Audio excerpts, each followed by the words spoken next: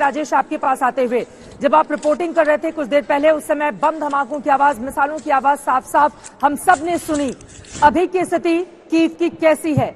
आसपास किस तरह के हालात आपको नजर आ रहे हैं राजेश? देखिए चित्रा, कीव की सिचुएशन बिल्कुल नॉर्मल लग रही है। जैसे नॉर्मल मतलब जैसी 3-4 दिन पहले तक थी। नॉर्मल का मतलब ये नहीं है कि जैसी युद्ध से पहले थी, लेकिन पिछले 3-4 दिन से कुछ खास बदलाव नहीं आया है। और पिछले 16 घंटे से कोई बमबारी या कोई फायरिंग या कोई लड़ाई की खबर भी आसपास से नहीं आई है।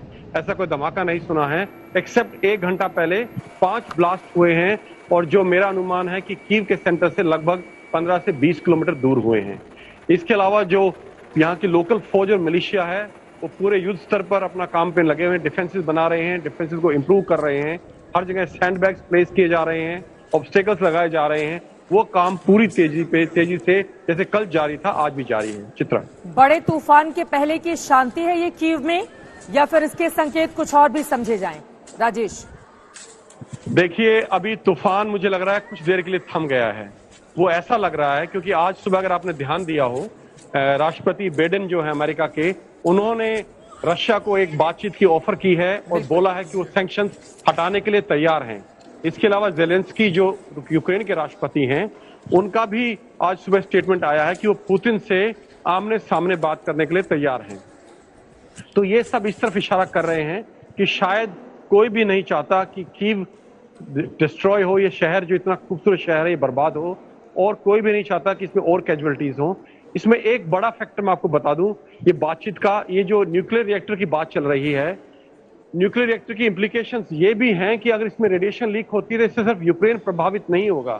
अगर हवाएं पूर्व से पश्चिम की तरफ चलती हैं तो ये पूरे सेंट्रल यूरोप को। एक बड़ी खबर के बाद में फौरन आपके पास आऊंगी राजेश। यूक्रेन पर कब्जे का पुतिन का नया प्लान अब यहाँ पर सामने आया है। नया प्लान यानी कि पुतिन रह रहकर यूक्रेन पर पूरब से कीव पर बड़े हमले की तैयारी है। ये बड़ी जानकारी निकलकर सामने आ रही है राजेश। पूरब से अब कीव पर बड़ा हमला किया जाएगा। खेरसन के कब्जे के बाद कीव की ओर बढ़ रही है फौज। ये इस वक्त की सबसे बड़ी खबर। मारियोपोल पर भारी बमबारी से कीव को दहलाया। रूस की ओर से लगातार कोशिशें की जा रही हैं। हालांकि आपने जानकारी दी राजेश कि अभी फिलहाल कीव में शांति है, लेकिन ये बड़ी जानकारी भी निकलकर सामने आ रही है। आपके पास और क्या जानकारी है इससे जुड़ी हुई राजेश? देखिए चित्रा, मैं पिछले 72 घंटे से लगातार ये रिपोर्ट कर रहा हूं कि रूसी फौजें जो हैं ईस्ट से लगातार एडवांस कर रही हैं पश्चिम की तरफ लगातार। और ये जो ज़पोरिज़िया का उन्होंने कब्जा किया है कल रात को, ये उसी की उसमें एक कड़ी है, क्योंकि मारियोपोल पूरब में है, उसके पश्चिम में उसी एक्सिस पे अगला बड़ा शहर ज़पोरिज़िया है, उससे अगला बड़ा शहर निप्रो है। और ये फौजें लगातार आज नहीं है, पिछले 72 घंटे से, जब से ये फुल फ्लेजेड कन्वेंशनल ऑपरेशन शुरू हुआ है पूर्वी यूक्रेन में, रूसी सेनाएं लगातार आगे बढ़ रही हैं। और जो लुगान्स्क और दोनेत्स्क मिलिशिया जिसको हम बोलते हैं, जो वहां का मिलिशिया है, ये जो दो देश रशियन रिकग्नाइज किए हैं, उन्होंने परसों ये क्लेम किया था, अब से 48 घंटे पहले, लुगान्स्क में उन्होंने 34 किलोमीटर और दोनेत्स्क में 64 किलोमीटर यूक्रेन टेरिटरी के अंदर तक कब्जा कर लिया है। कल उन्होंने क्लेम किया था कि उन्होंने 40 गांव और छोटे शहर जो हैं वो कब्जे में ले लिए हैं।